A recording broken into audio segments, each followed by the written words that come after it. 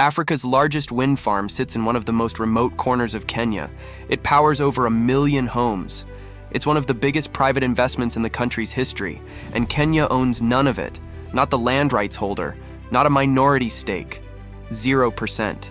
The project began as a Kenyan opportunity, but the local firms approached first said no. Today, the largest shareholder is UK-based Lake Turkana Investments. BlackRock holds the second largest stake, and Maleli Energy is also in the ownership mix. This is the story of how a desert wind farm became a case study in who actually finances African power, and who gets left holding the wind.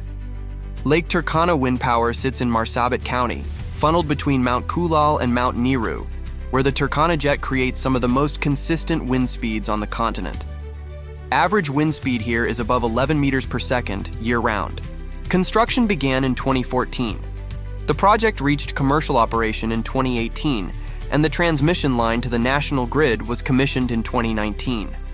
Total cost, roughly $700 million. Today, it supplies a meaningful share of Kenya's installed electricity capacity, and it does so at a fixed price. That was meant to undercut the expensive diesel and heavy fuel oil power Kenya had relied on before. On paper, it looks like a clean energy win, but the ownership structure is where the story changes.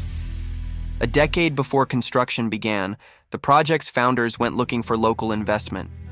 First stop, Kenyan, Kenya's state-owned power producer, then Centum, then Transcentury. All three passed. So the developers turned to development finance institutions, organizations built to fund exactly this kind of high-risk infrastructure. Norway's Norfund, Finland's Finnfund, Denmark's IFU. Vestas, the turbine manufacturer, also held equity. By the time the wind farm was generating electricity, it was a fully foreign-owned asset. Not because Kenya lost it, because Kenyan capital passed on it. Here's the complicating factor. The original owners were never meant to stay forever. Development finance institutions usually come in early, prove the market works, then recycle their capital into the next project. Over the past several years, that's exactly what happened. Norfund sold its stake. Finnfund sold its shares to a BlackRock-managed climate vehicle. Vestas also exited. What replaced them matters. Lake Turkana Investments emerged as the largest shareholder at about 43.2%. BlackRock's climate platform became the second largest owner, with roughly 31.25%. Maleli Energy holds another 25.25%. That means the wind farm didn't move from public to private hands.